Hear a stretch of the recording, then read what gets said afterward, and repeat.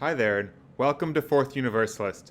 My name is Skylar Vogel. I serve as the senior minister here at this congregation, and I am so glad that you are considering membership and interested in learning more about our community.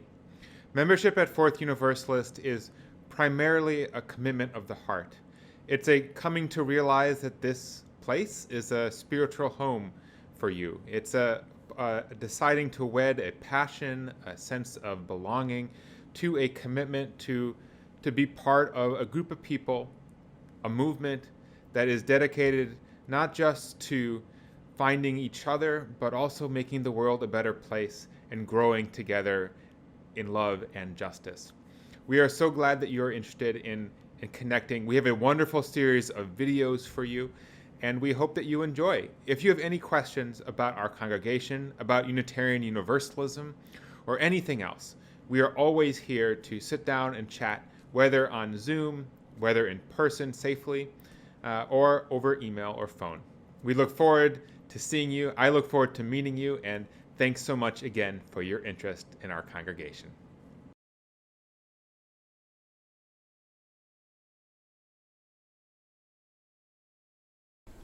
Hello, my name is Soyal Smalls, and I am the Director of Membership and Hospitality here at Fourth Universalist Society. I want to welcome you to our video series called Paths Toward Membership. However you came across this video today, I'm glad that you are interested in learning a little bit more about our community. I often hear visitors mention how much the music in a service really touches them emotionally and spiritually. I too am a person who feels that music is a central part of any ministry, especially here at Fourth U.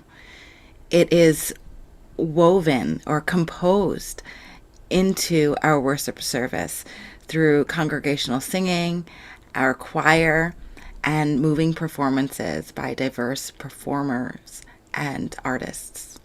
Now let's hear a few words from our music director, Sean Mays.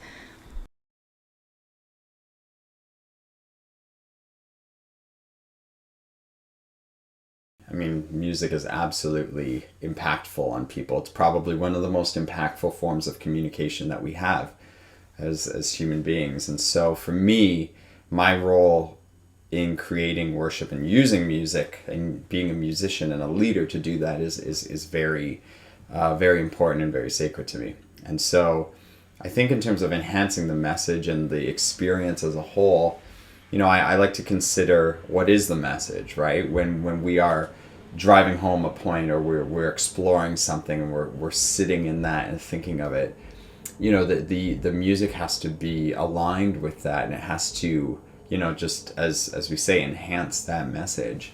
So I think that's very important. I think it shapes the experience immensely, right? It creates the highs and the lows that we feel, right? The ebbs and the flows. It's like there's a beautiful spiritual theatricality to it as well, where we go in and we look for the height at the beginning. We want to be brought to our in our peaks and our valleys, and then we want to exit ready to enter back into the world, to bring more to the world until the next time we meet. And so that's largely how I think of my role in helping to create that and in joining with the message week by week.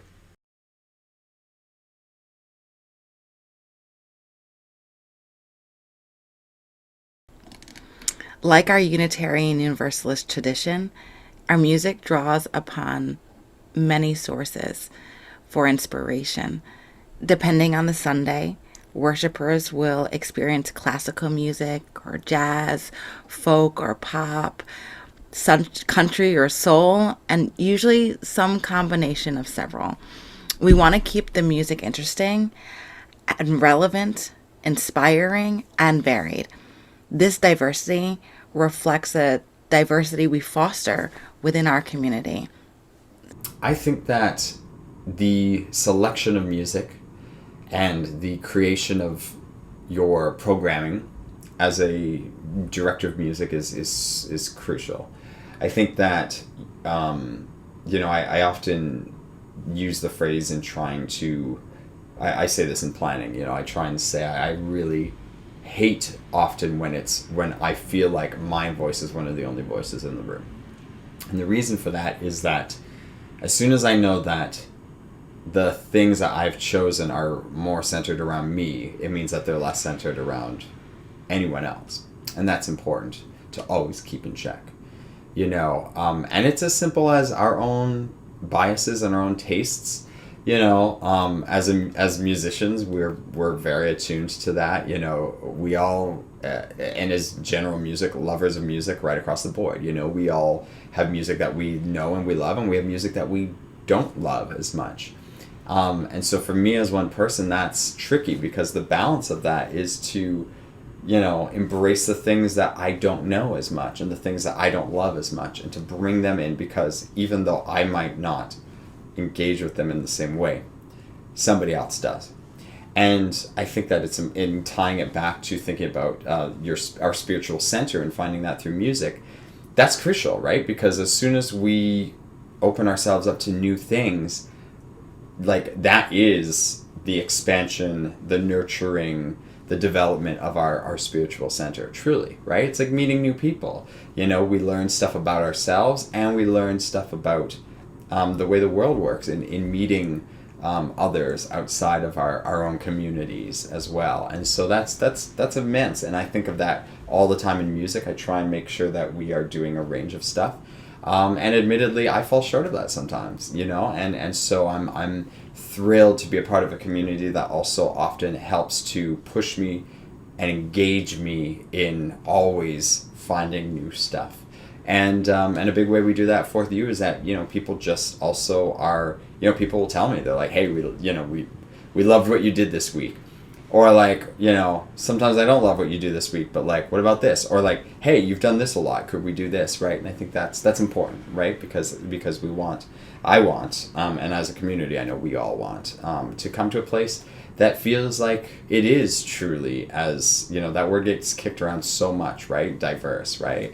And I think that it's like embracing the multiplicity of what music has to offer, and how we all come into music as well, is so important.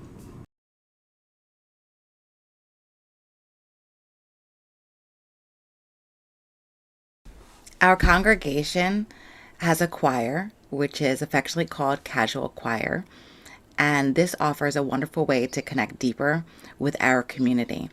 When the church is open, we are able to gather in person, and volunteers come to sing together in the sanctuary early Sunday morning in preparation for the Sunday service.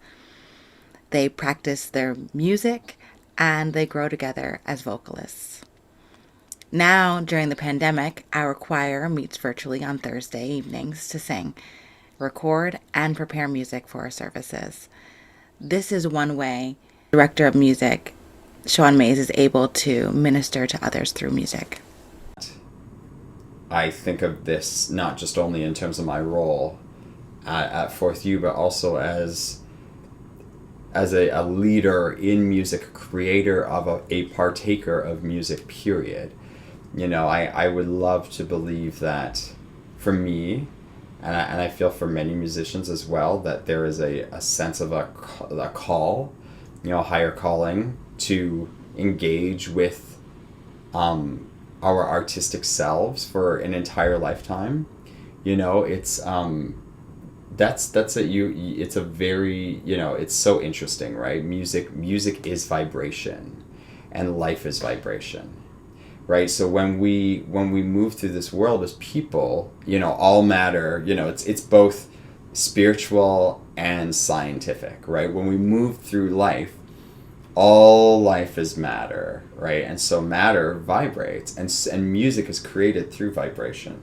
And so I think as a musician, you have to be so attuned into those thoughts and those feelings to be able to truly effectively convey everything that music has to offer, right? Not like its enjoyment and its power and its again, its peaks and its valleys.